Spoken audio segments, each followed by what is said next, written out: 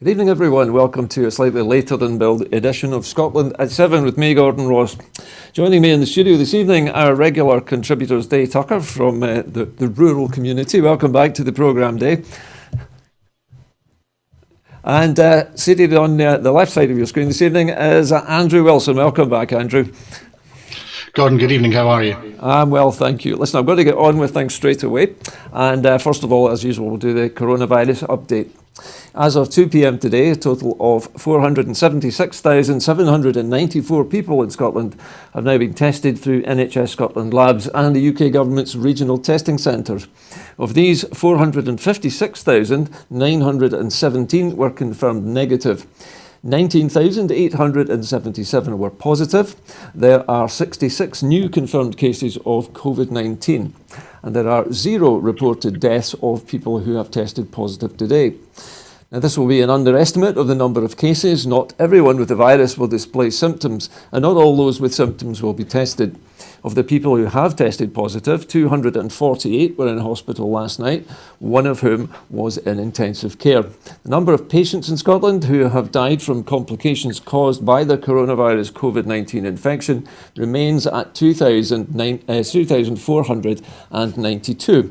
This number only includes those who have died in hospital having received a positive test for the virus.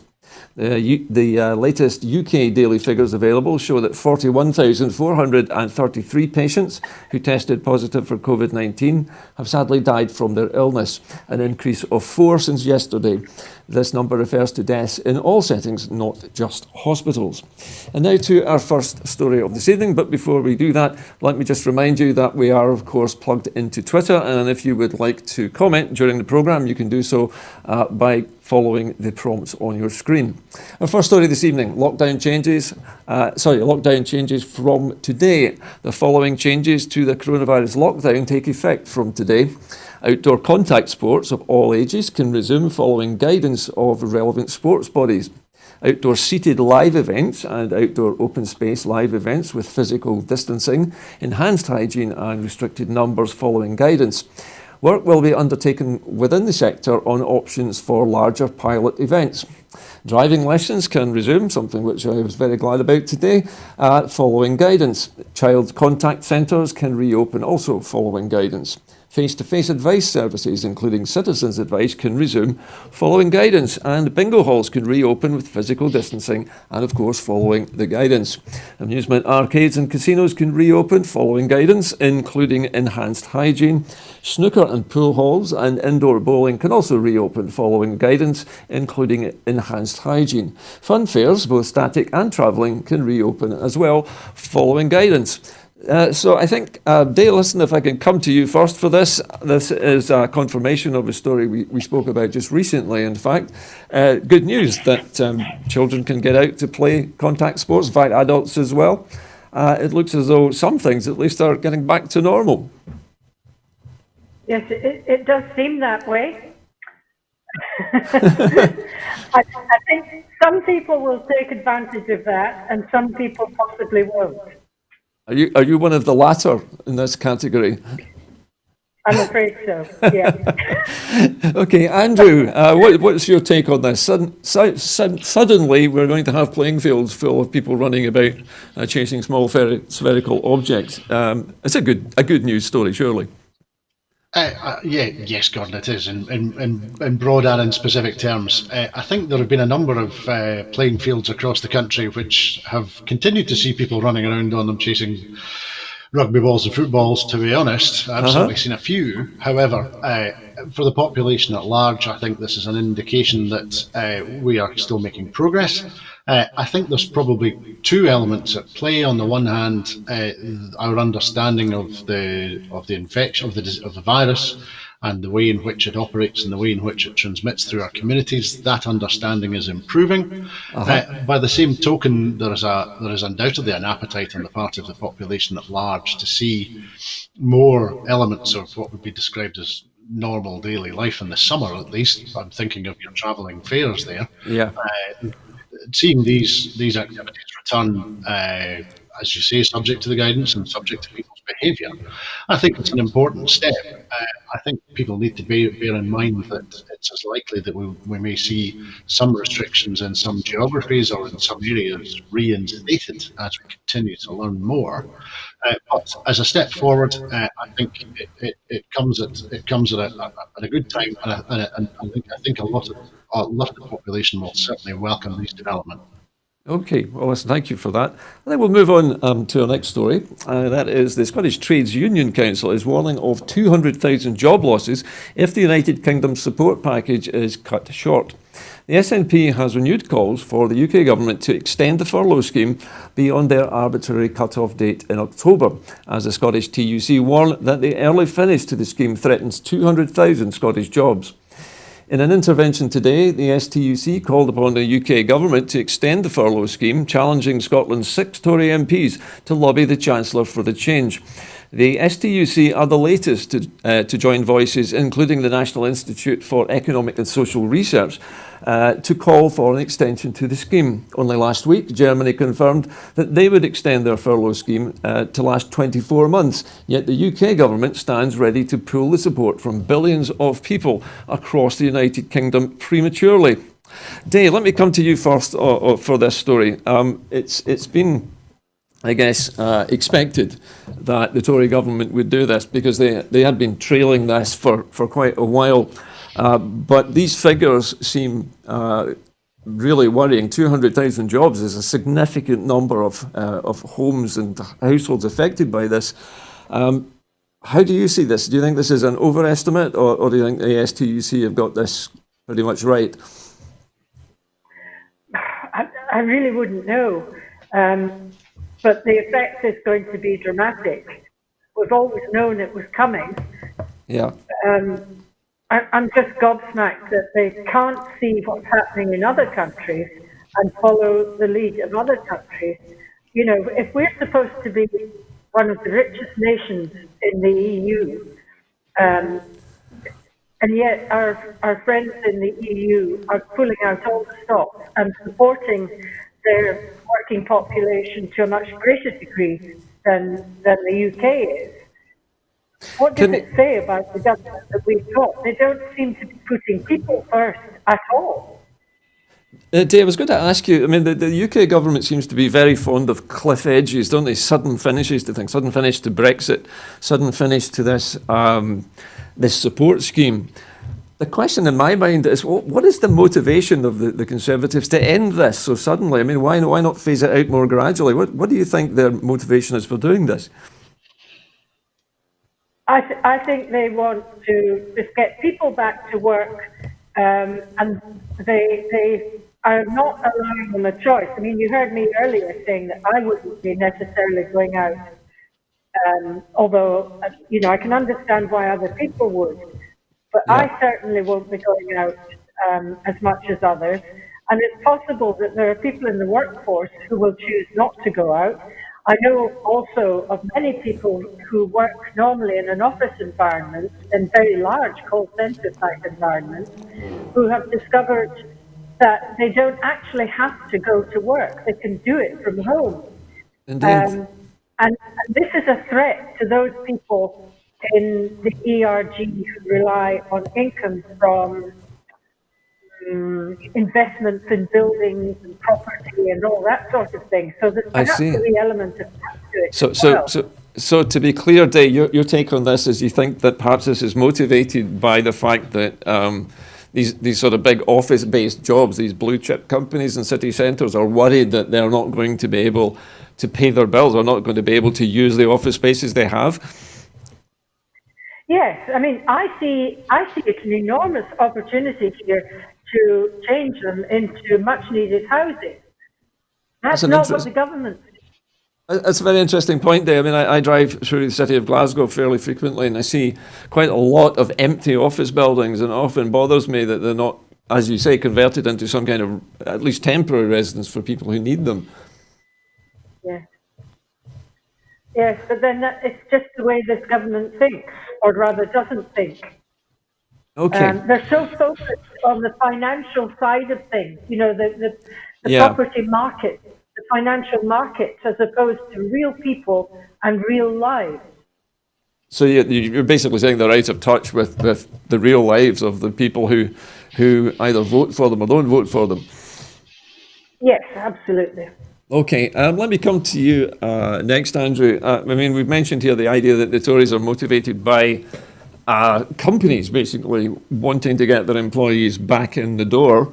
But is there any guarantee that these companies are going to keep those people in employment? Surely with the amount of money it's cost them, they're going to downsize, they're going to restructure. Many companies already have done so, haven't they? Yes, you're absolutely right, Gordon. I think the financial or the fiscal motivations that Day was alluding to are certainly there, and mentioning the ERG in the midst of it, I think, is the right thing to do. As I remember, I think of hedge funds and hedge fund owners who have made donations to the Conservative Party in the last 12 months. I think they've taken hedging positions on the pound of between £4 and £6 billion value. And so they are determined to get a hard Brexit and determined to short the pound as hard as they can in order to make as much money. So that's one aspect. The structural changes that we're going to see in the real estate market as a result of, as you say, the move away from requiring people to work in large office and call centre environments. I think that is certainly significant. And as they also said, we'll see pension funds and other investors having to reprofile their investment positions. But I think at the same time, I think there's an announcement today from Tesco suggesting that they're going to convert 16,000 temporary jobs into permanent jobs because of the demand that they're seeing. Certainly, anytime I'm in a big supermarket now, it certainly feels that half of the people in the building are staff who are picking shopping orders to be delivered. So, of course, I was going to say, of course, those staff are needed now in order to enforce the new rules of social distancing.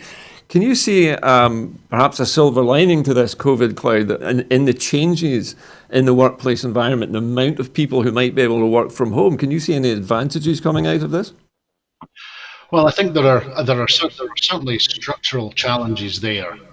We know I suspect we always did know, but just ignored the fact that those who are paid the least are often those who are on the front line. Those who are cleaning or serving or working in emergency services or working in social care are those who are on £8.22 an hour and they cannot work from home. And so if they are respected and valued for more, that would be an improvement.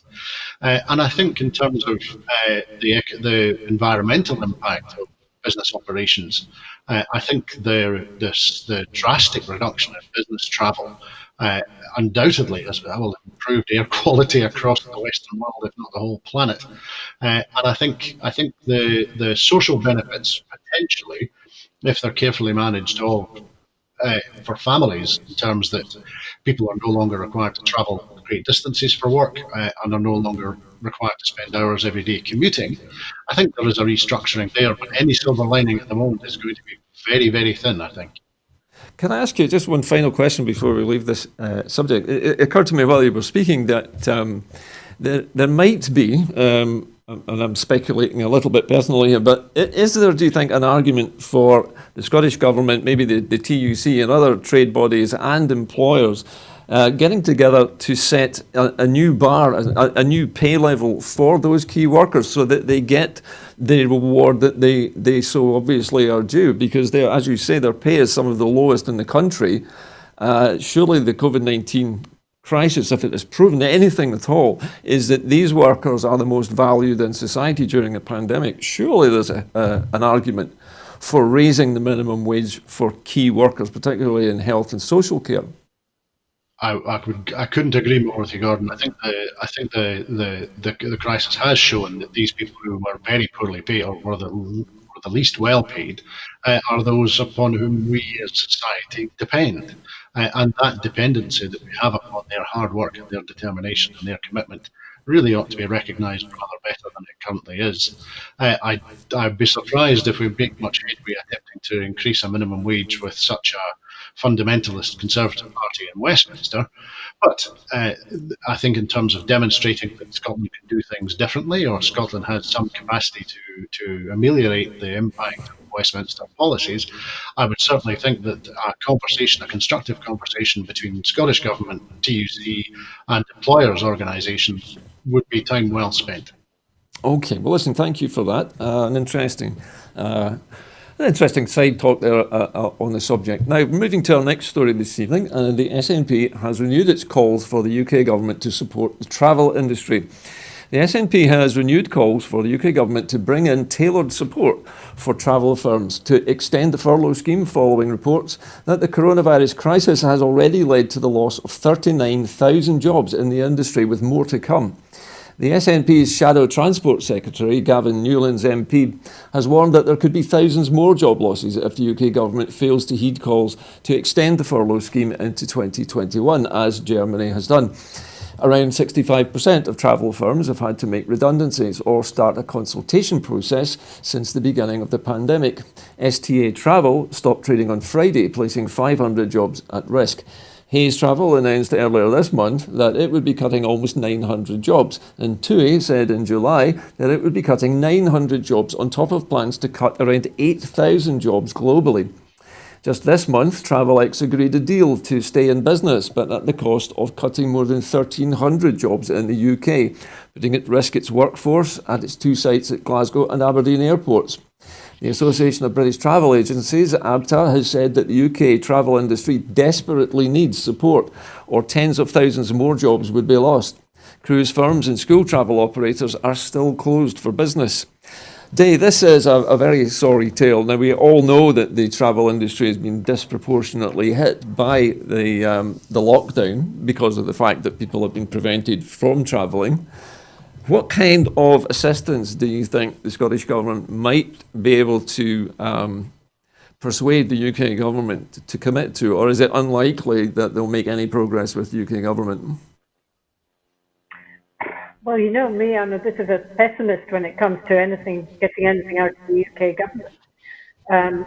I can't honestly see the UK government helping out at all. You think they will just abandon it and wash their hands of the whole travel industry and allow it to basically fold its tent if it can't survive? Let the what is it they used to call it? The winds of change for market forces blow through the industry. Well, that's always been the mantra of this particular government, hasn't it? Let market forces decide who lives and who dies. Well, it's certainly echoes of Mrs. Thatcher in the 1980s, don't you think? Yes, but that's what they've always said. I mean, I'm lost as to where we are, but was Virgin not the first one to suffer and call out for extra money? And they were told by the government at the time. Yeah, of course. So I think, was it Virgin Atlantic closed as well permanently, and this was Richard Branson basically cutting his losses as well. So, yes, I mean, surely if Branson is getting out of the travel industry, I'm sure a lot of other big investors will be thinking the same thing. I would think so, and let's face it, it's a pretty crowded place at the moment, the travel industry and all these different airlines. It's all very, very crowded. Okay, listen, Dave, thank you for that. Let me come to you, Andrew. And I mean, I know from interviewing other people, and people like Chris McCusker, who's one of our regular contributors, who is a TUC rep at Glasgow Airport, will probably agree with me that the travel industry has become a kind of Cinderella in the British sort of pantheon of big industries, and it is always the first business sector to be hit in any kind of downturn. Do you think there's any chance that that some of these jobs can be saved, or is the British government simply just going to turn its face away? Well, I think as both you and Dave have said, and it was resonating with me as well, the notion of the fundamental and dogmatic deindustrialisation of Scotland that we saw between 1978 and maybe 1990. If that was Tory dogma then, I can't see why it would have changed now. Those who maybe not Johnson, but those who bankroll Johnson, their position on these things will not have changed. So I think in terms of the airline industry specifically, I think we've seen some small moves to retrain and reposition both staff and sorry to retrain staff and to reposition aircraft as cargo handlers, Uh-huh. reflecting the ongoing increase in online sales of stuff Yeah. as the high street. So there's a little bit can be done there. However, I think the explosion that we saw in the provision of cheap air travel may very well have been may very well be demonstrating that that explosion was unsustainable, and I think it's unsustainable in a number of ways. And so there may be a degree of repositioning required, but that doesn't make it any less difficult for those involved. So what I would say is that, in contrast to the brutal deindustrialisation of the 80s and early 90s, and in line with what I understand Scottish Government policy to be in terms of radically altering the way in which the oil industry operates in Scotland, decarbonising that industry by retraining people to work in sectors of energy generation and transmission, which are green. I would like to see both the UK and the Scottish Government doing more to help the individuals who will be affected by a downturn in the aviation industry by assisting them into other work in other areas which will be more long-term and more sustainable. Okay. Well, listen, thank you both for your contributions on that subject. So we're moving on now. Our next story. Clinical findings indicate that Alexei Navalny was poisoned. A statement from the Charity University Hospital in Berlin today said that their findings indicate that Alexei Navalny was poisoned. Since his admission at the weekend, Alexei Navalny has been receiving treatment at the Charity University Medicine Berlin. The patient is being treated in intensive care and remains in a medically induced coma. While his condition is serious, it is not currently life-threatening. Following his admission, Mr. Navalny underwent extensive examination by a team of charity physicians.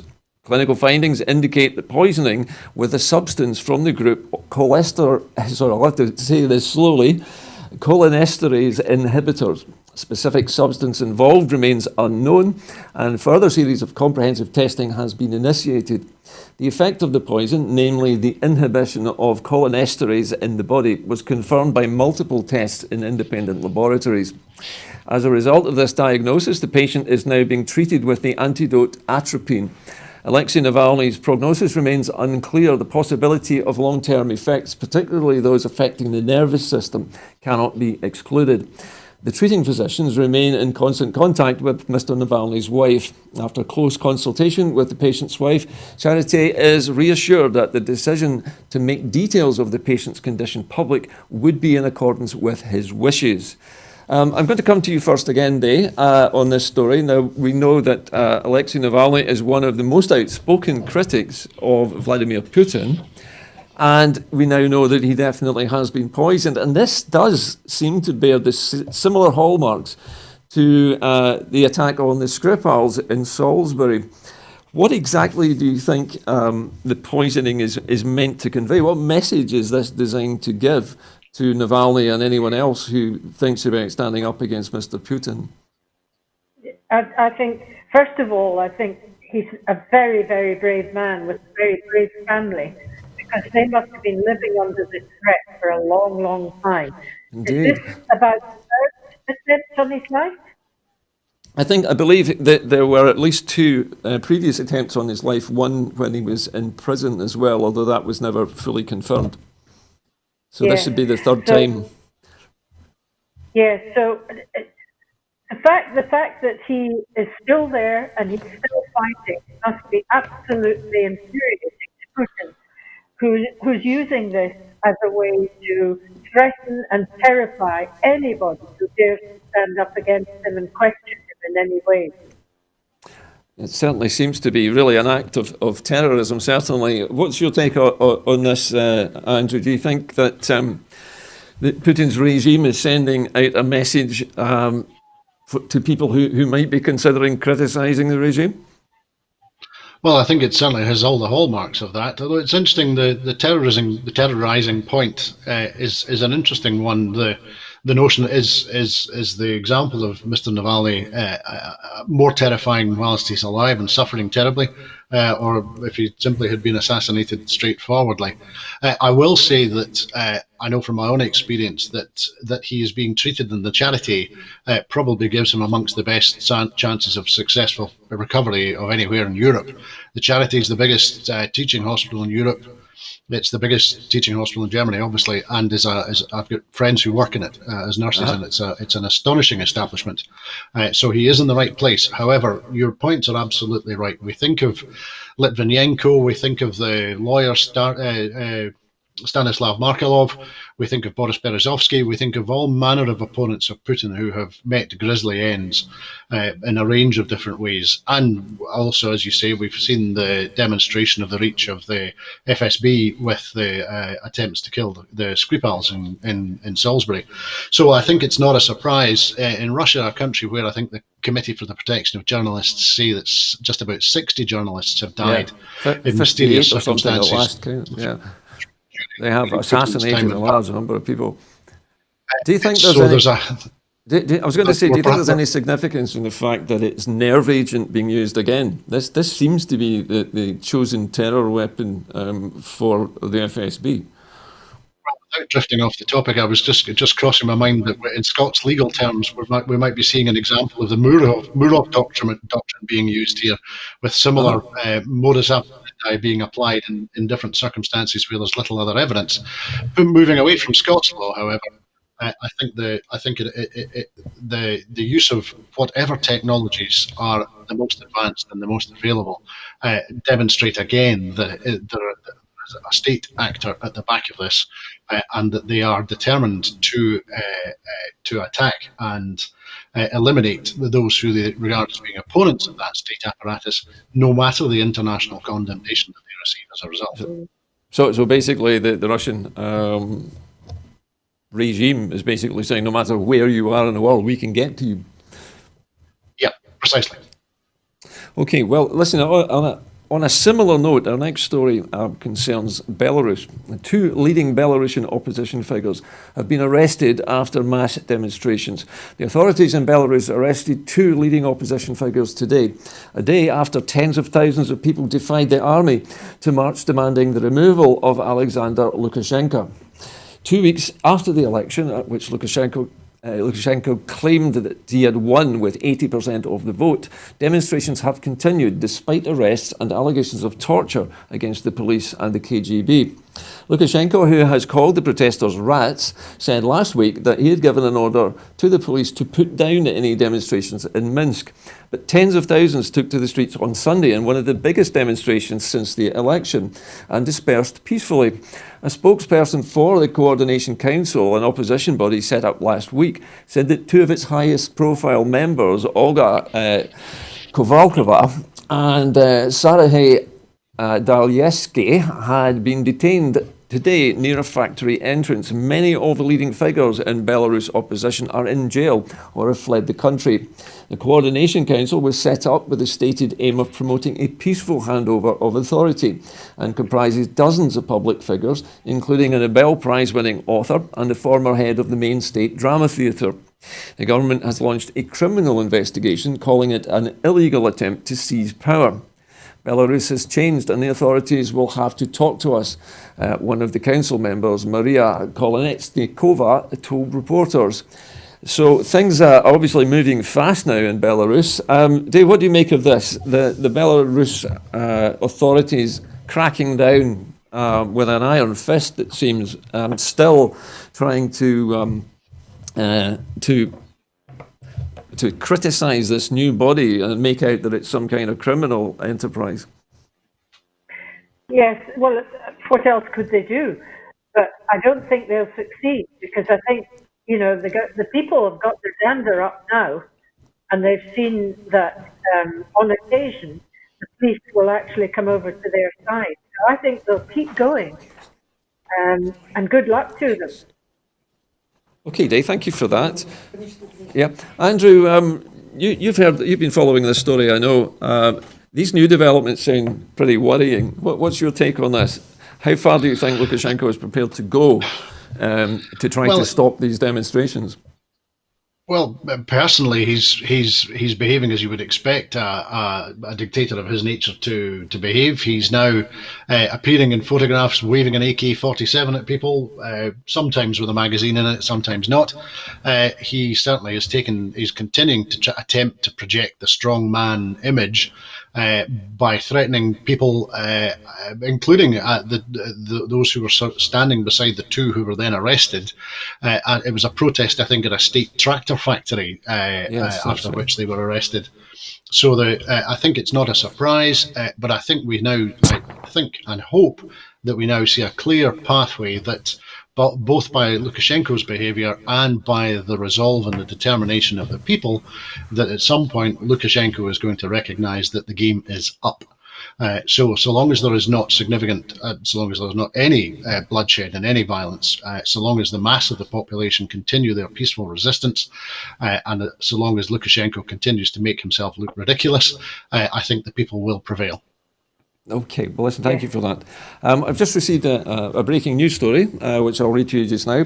This is a press release from Jeane Freeman, who has announced her decision to step down as an MSP.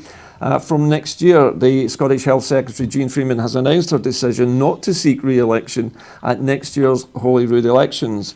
In commenting on her decision, Ms Freeman said, "After very careful thought, I have decided not to stand for re-election as the SNP candidate for Carrick, Cumnock and Doon Valley in the 2021 elections. It's been a real privilege and a pleasure to represent Ayrshire, where I grew up, and in so many ways made me who I am today. I've been privileged to hold 2 ministerial offices in the Scottish Government in that time, initially charged with setting up Scotland's first social security service, and now as Cabinet Secretary for Health. In government and as a local MSP for a great constituency, I have learned a great deal and have had the opportunity to work with very many talented, committed and compassionate people. I will be 67 later this year and 72 by the end of the next parliamentary term. And while I have a great deal of energy left and more that I want to do, I think it's the right time for me to stand aside and let another take forward the work as an MSP for the constituency."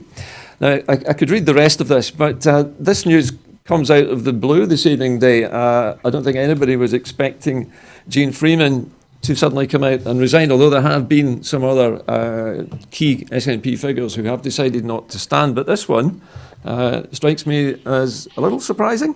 What do you think? Yes and no. There's no doubt that she's been absolutely amazing. She must be absolutely exhausted, though. And I know, having been on board of various places, there's a limit to how much effort a single person can put 100% into. And she's got the rest of her life to think about, possibly her family, I don't know. You couldn't ask for her to have done any more for Scotland than she has already done, and will probably do more come May next year. So, yes, she will be a massive loss, but there will be others who come in and take in the breach and what have you. She's just been amazing, but I don't know how any human being can keep going on at that particular pace. Okay, thank you, Day. Andrew, what's your reaction to this breaking news today about Jeane Freeman deciding that now is the time to go? I would certainly agree with all that Day says. It's clear that the Cabinet Secretary for Health has done a huge task, as is the case with a number of other Cabinet Secretaries, but she has been absolutely on the front line. I think we can be absolutely sure that, in sharp contrast to the Prime Minister, perhaps, that Ms Freeman has been working every hour of every day since the COVID crisis began to appear at the beginning of the year. So the point that Day makes with regard to Jeane Freeman's commitment and her application and her service to the country, I think, are absolutely right. I think there are questions, perhaps not for now, but in due course, to think about succession planning in the SNP, because, as you say, we're seeing Stuart Stevenson, Michael Russell, Linda Fabiani, Rosanna Cunningham, and now Jeane Freeman, who are all senior figures in the party, decide that, and senior figures in the Parliament as well. We're seeing all of them decide to leave at once, which will have a destabilising effect at the very, very least. I would also say, however, from the perspective of the broader independence movement, if these experienced and able individuals will not be holding cabinet posts at a time when the movement is expected, we hope, to move into and move up several gears in the event that there has been a Scottish election in which independent supporting parties have taken a majority in Holyrood. Yep. If individuals such as Jeane and Mike and Rosanna and Linda and Stuart are available because they no longer have cabinet posts or constituencies to represent and can add their shoulders to the wheel of the independence movement more broadly, then I think that's probably a very good thing. So do you think perhaps that not only Jeane Freeman, but the other, shall we say, big hitters, the senior ministers and others in the SNP administration are perhaps more likely now to help with the fight for independence, actually through putting their own talents to work inside the movement at large? I would like to think so. I think there are a number of people who are standing down, or who have said that they will stand down in May next year, who would, without question, be candidates to lead whatever the next Yes movement as a broad organisation is. There are a number of individuals there who are of more than sufficient capability and experience and seniority, not just in the SNP but across Scottish politics generally, across UK politics generally. That I think if they have the time and the energy, then they would be significant players in leading the independence movement more broadly. Okay, thank you very much for that. Okay, to our next story this evening. The Scottish Greens have called for Glasgow Life bailout. The Scottish Greens have today called for the Scottish Government to bail out Glasgow Life, the charity responsible for operating the city's libraries and leisure centres. Glasgow Life faces an estimated £38 million funding gap caused by the COVID crisis, meaning that it currently can't afford to reopen dozens of the city's libraries and leisure centres. So the Scottish Greens have called on the Scottish Government to step in with emergency support. More than 2/3 of the city's libraries are set to remain shut indefinitely, including Govan Hill Library and Pollock Shields Library, both in the First Minister's Southside constituency.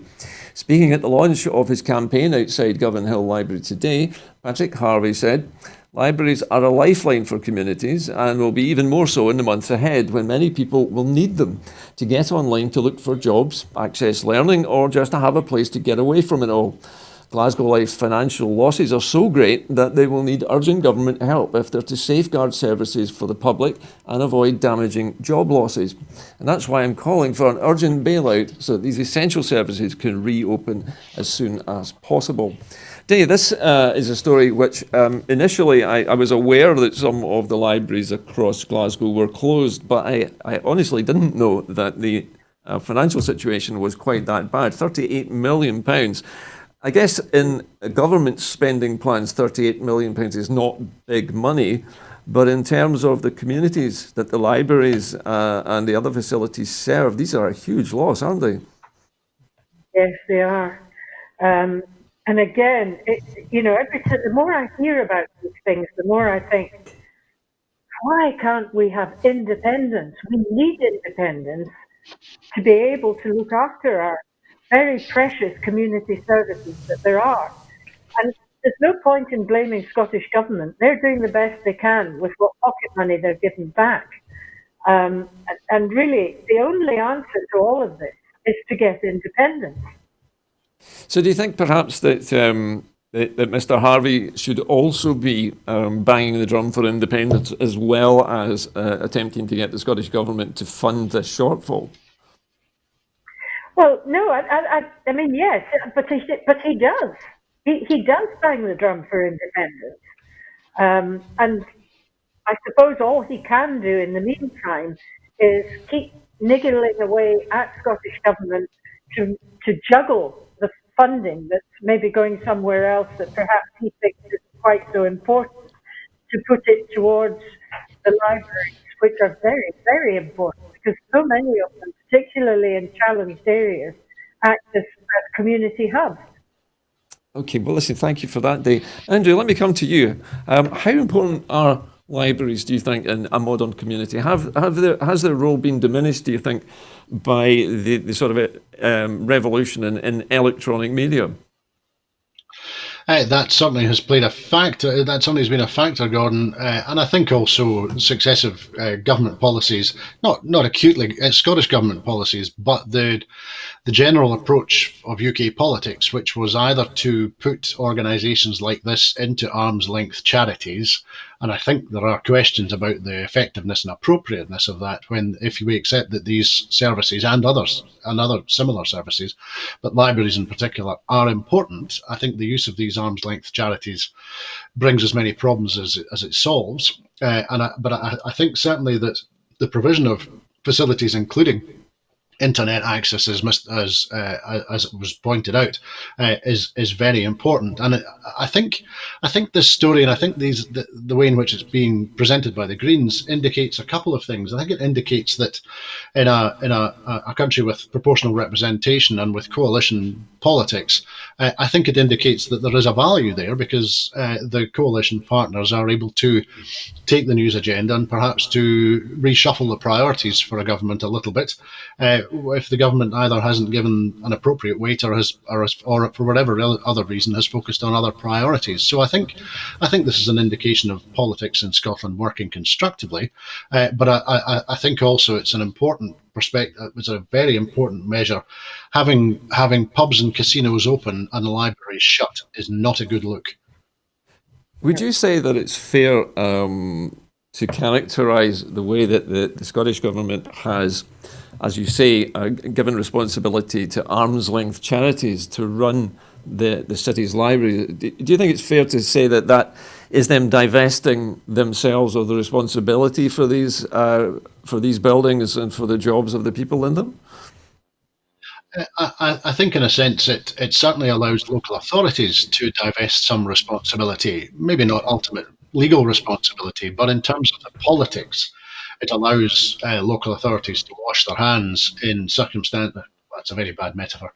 To seek to avoid responsibility in circumstances where there are problems at leisure centres or problems in other charitable trusts that have been set up, or problems in the library sector, as we're talking about here. So it certainly suits local authorities, and they, of course, will claim that penury and the reduction in their funding is what's driving this. I think a bit more innovation and a bit more thought would probably be a better approach, to be honest. Okay, well, let's leave that subject just now and move on to our next story. And public confidence in policing in Scotland has increased 20 percentage points during the lockdown. A survey of 22,000 people found that 63% of people agree or strongly agree that they have confidence in their local police. That's an increase of 21 percentage points compared to the Scottish Crime and Justice Survey of 2018-19, in which 42% said that they felt that they were well policed, against the previous peak of 49% in the 2012-2013 SCJS. Now, the analysis is outlined in Police Scotland's published, I'll start that again, I beg your pardon. The analysis is outlined in Police Scotland's 2020-21 Quarter 1 Performance Report, which is published today, Friday, the 21st of August. And the details almost 60,000 individual engagements that officers had with the public in relation to new coronavirus rules. The figures show that even where officers required people to disperse, the vast majority cooperated after having the rules explained to them or on instruction to do so. In just 6.5% of cases, officers were required to issue a fixed penalty notice and use reasonable force or arrest an individual. The report also demonstrates recorded crime reduced significantly across a number of categories between April the 1st and the 30th of June, although fraud and public nuisance calls increased substantially. Proactive work contributed to a significant increase in reported crimes of online sexual and domestic crime, and the potential for suppressed vulnerability remains significant of concern and a priority for policing. Apologies for the grammar in that last sentence. Okay, Dave, so we're seeing, it appears, a sharp increase in the confidence that the public has in the Scottish police. I think, to my mind, this was a slightly surprising outcome, given the fact that the Scottish police were being asked to do so many things during the pandemic that you might have expected them to come under more criticism than this. Well, yes and no. If you think of the situation at present, where we've got the First Minister coming every day to talk about where we are and have you, and she's had the police head of Police Scotland coming in as part of the team, and she's always put a very positive message out in terms of the policing. And well, no, we're not going to prosecute people for this, that, or the next thing. We want people to come with us. And I think there's been an element of that.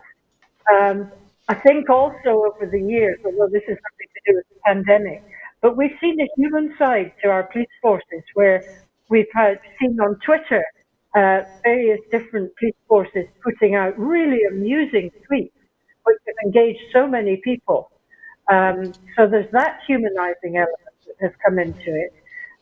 You're perhaps speaking to the wrong person anyway, because rural policing has been amazing for well over a decade since I've been involved in the communities. Certainly in my area, we've at every community council meeting, our 2 community police officers attend, and they tell us what's happening or what's going on, etc., etc.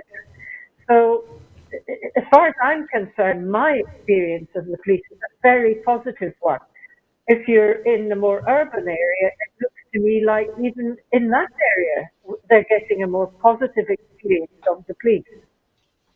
Okay, well, listen, thank you very much, Dave, for that. Over to you, Andrew. So the police seem to be more popular than ever amongst the Scottish populace. Were you surprised by these figures? Oddly, Gordon, no, I wasn't particularly. I think in a crisis, I think it's in the nature of people to support the emergency services. And so I think the population, generalising hugely here, but I think the population would be broadly well disposed towards cops who they would recognise as doing a very difficult job, again, on the front line, and not being particularly well paid for it. I think there may be signs here that the management of Police Scotland under Ian Livingston is starting to settle down and is thinking hard about priorities after a period of significant change as the force was assembled from the previous constabularies. So that has maybe been of assistance. I will certainly say, following on from Dave's point, my perception, and it's only my perception, but I was aware that part of the way in which policing had been reconfigured in urban areas was simply to make the police more visible. Obviously, they were no longer required to be policing football matches or marches for all under one banner. So there was more police availability, but I was certainly struck in the first 2 months of the lockdown that there were significantly more police, significantly more visible on our streets than had hitherto been the case. And I think that plays positively with the majority of the population as well. So I think perhaps a focus on policing priorities which the population respond well to, and a recognition that the police service has been undertaking some very difficult tasks. I can't give specific examples with regard to the way in which police are handling the need to disperse and guide, and if necessary, hand out fixed penalties to people who are not following the guidance. But I certainly know from comments expressed today, the Chief Constable of Greater Manchester has been talking about the real life decisions that police officers in the front line have to take. So adults holding parties in late evenings and multiple households together having parties, and the cops turn up to ask them to stop, and they say, "Oh, it's a child's birthday party. This isn't a part." And the cops are saying, "Look, there's jelly and ice cream here. And it's 2:30 in the morning." So difficult, and these are difficult frontline policing decisions that individual officers have to take. But the point is that from those anecdotal stories from Manchester, I think they're doing well. And I think from my own interaction with the police service in Scotland, they recognise very acutely that they police by consent in Scotland, and they are there to do the best by the entire population. And I think the people broadly are recognising that. Okay, well, hopefully the police are watching this and accepting the plaudits that they're receiving today. Our next story, I guess, is related to the police, and this is about criminal disclosure reforms. changes to the rules about previous criminal convictions, which people need to disclose to prospective employers, will take effect this year. The reforms will, from the 30th of November, reduce the length of time that many convictions need to be disclosed by most job applicants, or in other instances such as when applying for insurance. Those aged 18 or older at the time of conviction, a 6-month custodial sentence would need to be disclosed for 2.5 years rather than the current period of 7 years. Meanwhile, a fine will be considered spent and therefore not needing to be disclosed after 12 months rather than the current 5 years. For those under 18, when convicted, the disclosure period for a 6-month prison sentence will be reduced from 3.5 years to 1.5 years, and a fine will be 6 months instead of 2.5 years. More than a third of adult men in Scotland have been estimated to have a criminal record, and the reforms were supported across the Parliament when the Management of Offenders Scotland Act was passed in 2019. The reforms will not change disclosure periods for more serious convictions, which result in prison sentences above 4 years, nor will disclosure rules for sensitive occupations such as teaching or medicine be altered. Now, this is an interesting story because I think most members of the public they might be unaware of the fact that people with criminal convictions have to disclose them to potential employers for quite a long period of time, and this is now being reduced. Do you think this is in response to perhaps maybe people themselves who are trying desperately to find a job, and of course having to disclose a criminal record like this is obviously a deterrent, isn't it, to any prospective employer? This looks as though it's aimed at easing the situation for people like that. Yes, I suppose it is. I mean, my initial reaction without thinking hard, not a wise thing to do, is why would an employer not want to know if somebody has had a criminal conviction? Because it could impact on the kind of work that they are going to do. Yeah, I think there are. I was going to say, I think there are specific exceptions to this, where perhaps working with children or vulnerable people are concerned. But if somebody has paid their debt to society, they've done their time or they've paid their fine, the length of time that they have to spend disclosing that before that is expunged, if you like, before they can stop telling people about it, shortening that must surely have a positive effect on their job prospects. Absolutely. Yes, it certainly will. I guess, Dave, what I'm saying is that as an employer, if you knew that somebody had a criminal record, it obviously is going to change your attitude towards them, depending on what that crime was. But this easing is an odd one. I wonder why they've decided to do this now. Have you any thoughts on the timing of this? Not really. I'm just curious as to why is it happening at all. I suppose that goes back to your suggestion that it's to do with the fact that it's going to help some people get employment when the competition is now much greater for employment. That's the point you're trying to make. Well, one of the things, Dave, that jumped out at me from the statistics in this report was the fact that, according to the report, more than a third of adult men in Scotland have been estimated to have a criminal record. That's an enormous number of people. A third of us, I promise you, I don't have a criminal record, but if there were 3 of us in here, one of us would have a criminal record. I mean, that astounds me that in a country this size, one in 3 men has a criminal record. No, I don't. Oh, surely not. This is what it says. I promise you. Your car or something. And this is according to. Is that like speeding? I beg your pardon? Speeding? So, it's just the fact that they are looking at the generalities and making an estimate, I guess. Okay, over to you, Andrew. What's your response to this? Briefly, if you would. I'll be very brief. I think as part of a package of the reform of the management of offenders, in isolation, this maybe sounds a little bit odd, but taken together with all manner of other reforms that are included in that reform of management of offenders, I think it'll play a part, as you say, in terms of allowing those who have previous convictions to not carry another hindrance into the workplace. I can see that there are challenges for some sectors. I'm thinking of financial services, for example, where I have experience that the length of time and the type of conviction that people have had when they're when they're applying for employment is important, and I can certainly see that happening. But I think the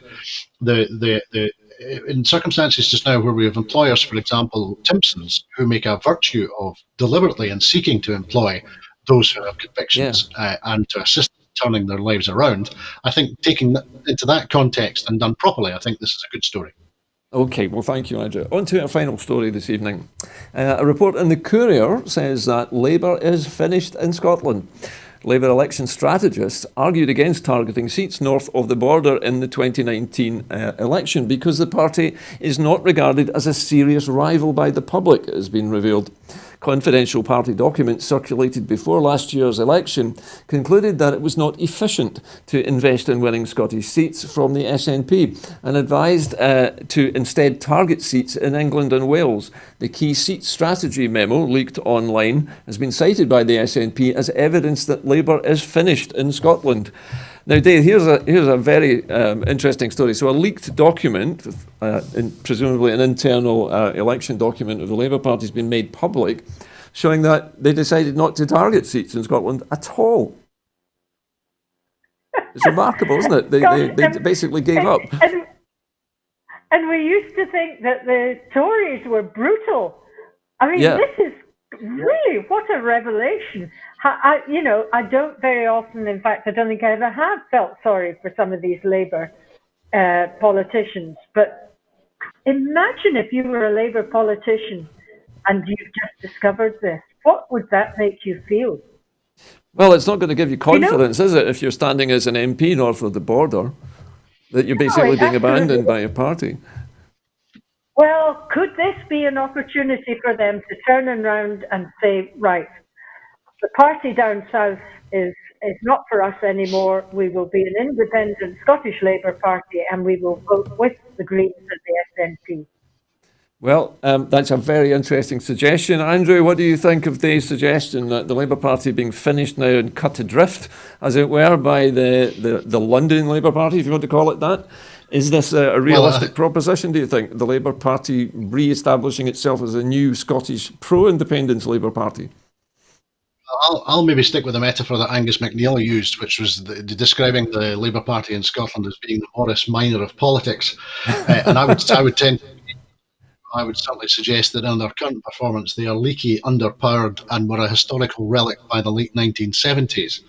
And I think, to paraphrase the script from GoldenEye, I think as we finally see the demise and the funeral service for the British Labour Party in Scotland, I think there will only be a small memorial service, perhaps with only Kirsty Wark and a few other tearful hacks in attendance at the service. So certainly an opportunity to reposition I mean, Keir Hardie must be spinning in his grave. So the opportunity to reposition the Labour Party, a new Labour Party in Scotland, is absolutely right.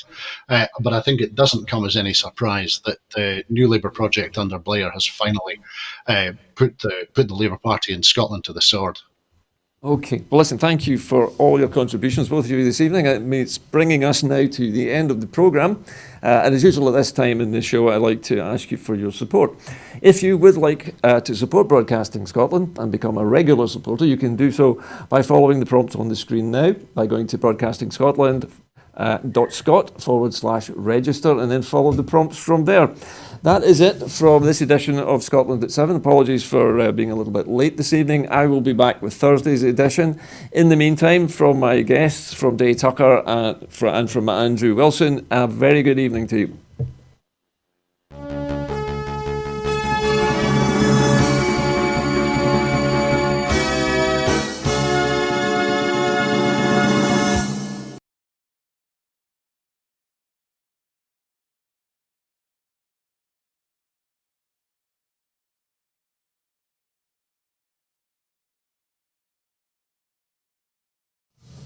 Okay.